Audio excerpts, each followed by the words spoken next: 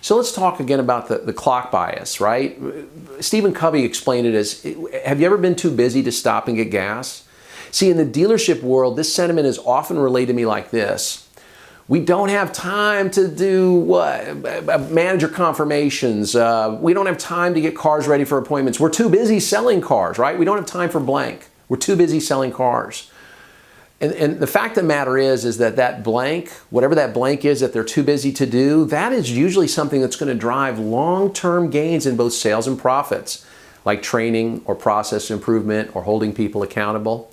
Now, while I understand time is finite and that the average dealership sales manager already works upwards of 60 to 80 hours a week, the fact remains that the appointment culture will increase efficiency and effectiveness to the point where time no longer becomes a barrier to improvement. For example, if every customer accepted our first pencil, right, and we completed every deal in under 90 minutes, dealership sales managers would suffer from too much free time.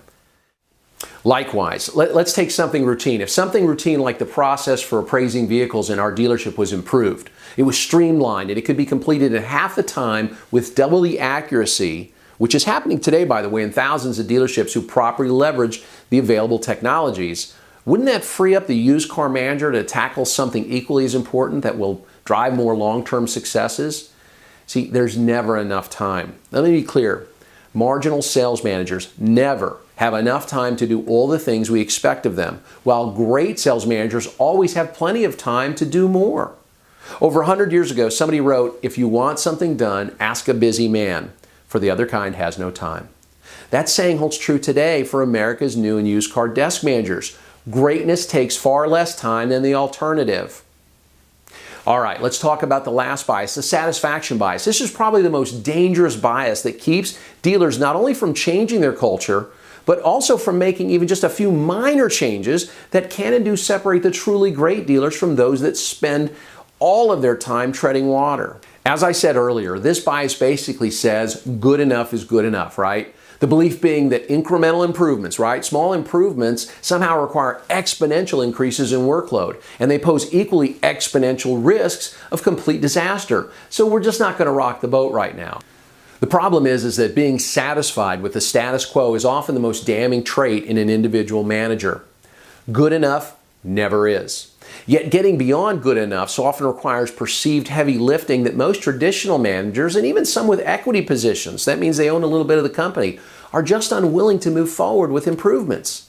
When the satisfaction and bias infects an entire organization, as it frequently does in America's car dealerships, these lack of accomplishments multiply. Everyone is so satisfied with average that no one ever lifts a finger to improve. Like I said earlier, do you ever wonder what makes one dealership grow exponentially while the average dealer muddles along with the constant ups and downs of their market share? The one word I would use to describe the leaders of every fast-growing, successful organization I've ever studied is simply this: they're dissatisfied.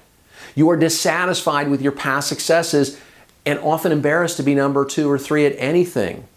Conversely, dealers that hover below the middle, right, seem to celebrate every 42nd place finish in their respective region or district, right? We're good enough. We don't like to push.